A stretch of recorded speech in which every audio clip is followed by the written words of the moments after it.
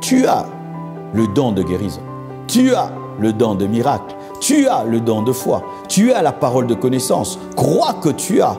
Tu as reçu l'onction. Le Saint-Esprit vit en toi. Tu as Jésus en toi. Tu dois le croire, car ne peut utiliser une arme que celui qui croit qu'elle peut fonctionner. Troisièmement, il faut avoir la foi que tu as la puissance du royaume. Acte 3, versets 6 à 9, la Bible dit. Alors Pierre lui dit, « Je n'ai ni argent ni or, mais ce que j'ai, je te le donne.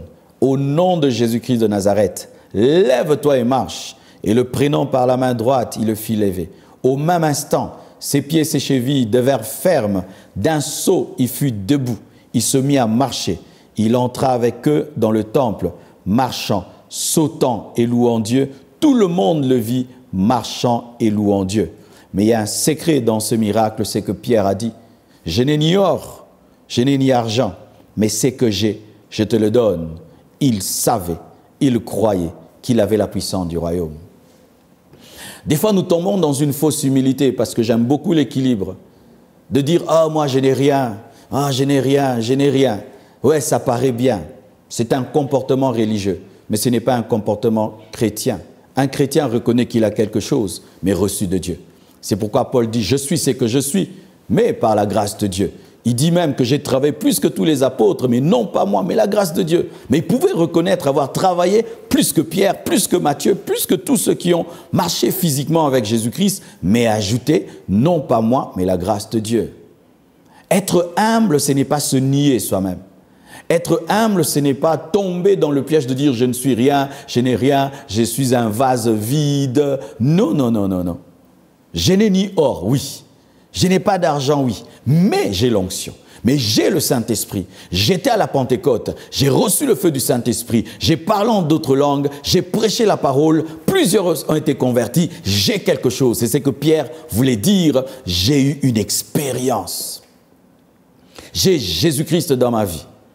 J'ai le pouvoir et l'autorité donné par Christ. Je l'ai. J'ai quelque chose.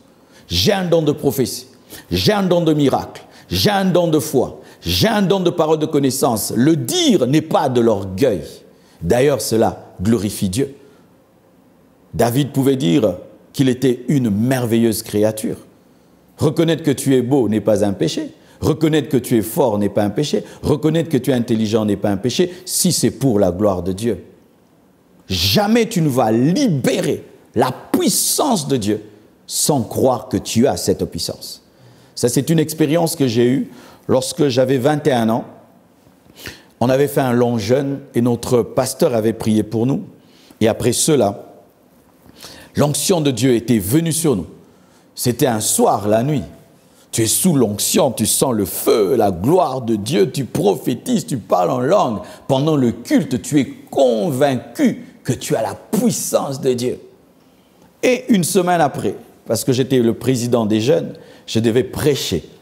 Alors pendant que je me préparais, Dieu me dit, tu vas prêcher sur le baptême du Saint-Esprit et tu vas imposer les mains aux gens et ils vont parler en langue. Oh, comment ça? En ce temps-là, je prêchais seulement bien, mais je ne voyais pas la manifestation de la puissance de Dieu. Et Dieu m'a dit, j'étais où, hein? Je t'ai donné ça. Si tu prêches sur le baptême du Saint-Esprit et tu pries, les gens vont parler en langue. Oh! Et puis le diable vient me dire, non Marcelo, ça ce n'est pas pour toi. C'est pour les grands évangélistes qui font des croisades. Toi, tu n'as pas ça. Va prêcher, cherche un message simple, prêche. L'Esprit me dit, parle du baptême dans le Saint-Esprit. Tu as reçu. Le diable voulait me dire que ce que j'avais reçu était limité à une réunion. Et c'est ce qui arrive à beaucoup de chrétiens. Vous arrivez dans un culte, on prie pour vous, vous tombez, vous parlez en d'autres langues, et le lendemain, il n'y a plus rien. Ce n'est pas que Dieu vous a donné quelque chose de sporadique lié à un culte, c'est pour votre vie. Mais pourquoi après ça ne se manifeste pas? C'est parce que vous ne croyez pas que vous avez reçu. Et c'est là que le voleur de l'onction, le voleur de la parole vient toujours après des réunions de puissance pour dire aux gens, non, c'était pour le culte. Il y a même certains qui ne parlent jamais en langue en dehors des moments de culte. C'est dire, j'ai été baptisé du Saint-Esprit dans une croisade, j'attendrai une autre croisade. Donc il faudrait que Dieu t'organise tous les jours des croisades pour que tu parles en d'autres langues. Vraiment. Alors, Le diable me dira, non, tu ne peux pas. C'est pour les autres, c'était pour le culte. Et Dieu me dit, tu peux, tu as reçu, c'est pour la vie. Et même écrire la prédication sur le baptême du Saint-Esprit, c'était vraiment un problème. Et là même, j'aimerais même dire, oser prêcher sur la puissance te réclame de croire que tu as la puissance. Ce qui fait même que les genres de thèmes que tu abordes révèlent ta foi. Car des fois, nous fuyons certains thèmes, non pas parce que Dieu ne nous dit pas de les prêcher, mais parce que nous ne croyons pas avoir la puissance pour les démontrer.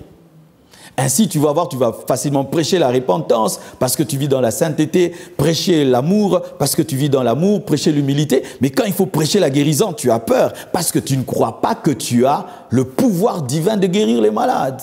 Ose aborder des nouveaux sujets, ose aborder la totalité de l'évangile et tu vivras que Dieu t'a donné au-delà de ce que tu vois. Et c'est là que Dieu était venu pour défier, changer ma théologie et y ajouter la dimension de la puissance. Et j'ai écrit ma prédication. Et puis Dieu m'a dit ce que j'allais faire. Il m'a dit, après avoir prêché, tu diras à mon peuple de fermer les yeux et tu vas prier, ils seront baptisés du Saint-Esprit. Moi, oui, je vais le faire. Alors j'arrive à l'église. J'ai dit, aujourd'hui, je vais vous parler sur le baptême du Saint-Esprit. Oh! Et j'étais habitué, c'était le ciel, l'enfer, l'enlèvement. Il dit, oh, Marcelo, le baptême du Saint-Esprit, on va voir ça. Et j'ai commencé à prêcher. Et tu sais, quand tu as un doute, tu aimerais que la prédication ne s'arrête pas parce que tout le monde attend la fin pour démontrer. Alors je voulais m'éterniser dans un long enseignement. Et puis l'Esprit dit, non, arrête-toi là, le temps. Vas-y maintenant. Et tu vois, les gens te regardent et tu sens le doute dans leur cœur. Et puis j'ai dit, fermez les yeux parce que leur regard me remplissait de doute. Et quand j'ai commencé à prier, j'ai commencé à prier dans mon cœur. J'ai dit, Dieu ne m'abandonne pas. Et vous savez, il y a toujours quelqu'un de très sensible dans la salle. Quand c'est moi, j'ai entendu quelqu'un là, ouais, c'était la paume de main qui me disait que la pluie allait venir. J'ai dit, ouvrez les yeux. Là, j'étais sûr que Dieu était avec moi. Soyez baptisés du Saint-Esprit. Saint-Esprit touche. Les gens tombaient, les gens parlant d'autres langues. Et c'est quand j'ai su que j'avais reçu. Et ça continuait jusqu'à aujourd'hui. Mais je devais oser ce jour-là faire ce que je n'avais jamais fait. Tu as quelque chose. Tu dois le croire. Et quand Dieu te dit qu'il t'a donné, il t'a donné. Tu dois le confesser. Jésus-Christ s'est allé dans le temple, il a dit quoi? L'Esprit du Seigneur est sur moi car il m'a oint. Il a reconnu que l'onction était sur lui, que l'Esprit de Dieu l'avait oint. Ce n'était pas de l'orgueil, c'était la confirmation de ce qu'il avait reçu. Alléluia. Alléluia. Et ce monde n'aime pas les hommes qui disent « Je suis oint. J'ai reçu de Dieu. Je suis appelé. » Paul disait, Paul apôtre, par la volonté de Dieu, non des hommes. Il a affirmé son ministère. Si tu lis les épîtres de Paul, Paul, c'était un homme qui savait confirmer ce qu'il était, parce que plusieurs doutaient de lui et disaient que non, tu n'étais pas là lorsque Jésus était là physiquement. Tout le temps, il devait affirmer qu'il était appelé de Dieu. Tu as le don de guérison. Tu as le don de miracle. Tu as le don de foi. Tu as la parole de connaissance. Crois que tu as. Tu as reçu l'onction. Le Saint-Esprit vit en toi. Tu as Jésus en toi. Tu dois le croire. Car ne peut utiliser une arme que celui qui croit qu'elle peut fonctionner. Alléluia. Car si tu dis qu'elle est en plastique, eh bien qu'il y aura la guerre, tu vas la jeter et chercher une houe. Mais quand tu sais qu'elle peut agir, tu la prendras. Tu dois croire en ce que Dieu t'a donné. Alléluia.